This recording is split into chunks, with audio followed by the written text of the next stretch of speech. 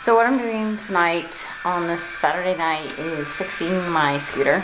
It's 50 cc's and the drive belt broke. So I am looking on YouTube and seeing how to change the gear oil and how to change the oil. And so I looked, and the gear oil you change back here, and the oil you change on the other side. So I think the only place that I can really change the drive belt is here, and so I'm about to take that apart and continue on with my crazy Saturday night.